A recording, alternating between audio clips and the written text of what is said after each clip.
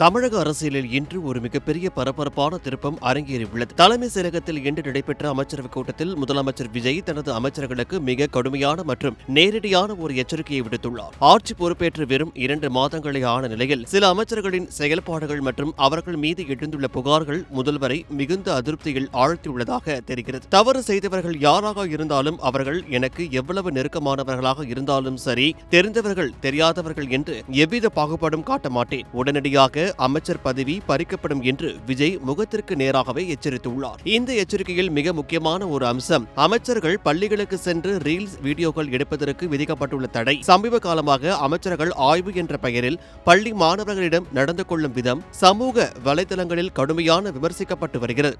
குறிப்பாக அமைச்சர் கீர்த்தனா அரசு பள்ளி மாணவிகளிடம் ஆங்கிலத்தில் கேள்வி எழுப்பி அவர்களை சங்கடப்படுத்திய விதம் பெரும் சர்ச்சையை ஏற்படுத்தியது. இதனை சுட்டிக்காட்டிய முதல்வர், ஆய்வு என்பது ஆக்கப்பூர்வமாக இருக்க வேண்டும் தவிர மாணவர்களுக்கு இடையூறு செய்யும் விதமாகவோ அல்லது சுய விளம்பரத்திற்காக ரீல்ஸ் எடுக்கும் இடமாகவோ பள்ளிகள் இருக்கக்கூடாது என்று கண்டிப்புடன் தெரிவித்துள்ளார். மேலும் ஊழல் விவகாரத்திலும் முதலமைச்சர் தனது நிலைப்பாட்டை தெளிவுபடுத்தியுள்ளார். பழனி கோவில் நில விவகாரத்தில் இந்து சமய அறநிலையத்துறை அமைச்சர் ரமேஷ் மீது எதிர்க்கட்சிகள் முன்வைக்கும் புகார்கள் மற்றும் நிர்வாக ரீதியான சில தொய்வுகள் முதல்வரின் கவனத்திற்கு கொண்டு செல்லப்பட்டுள்ளன. தாவேக அரசு என்பது ஊழலற்ற வெளிப்படையான நிர்வாகத்தை கொண்ட அரசாக இருக்க வேண்டும் என்பதில் தான் உறுதியாக இருப்பதாகவும், எவரேனும் ஒருவர் செய்யும் தவறால் ஒட்டுமொத்த அரசாங்கத்தின் நற்பெயரும் கெட்டுப்போவதை ஒருபோதும் அனுமதிக்க முடியாது என்றும் அவர் ஆவேசமாக பேசியுள்ளார். தமிழகத்தின் தற்போதைய சட்டம் ஒழுங்கு நிலை மற்றும் நிர்வாக சிக்கல்கள் குறித்து எதிர்க்கட்சிகள் சரமாரியாக குற்றம் சாட்டி வரும் வேளையில் முதல்வரின் இந்த அதிரடி நடவடிக்கை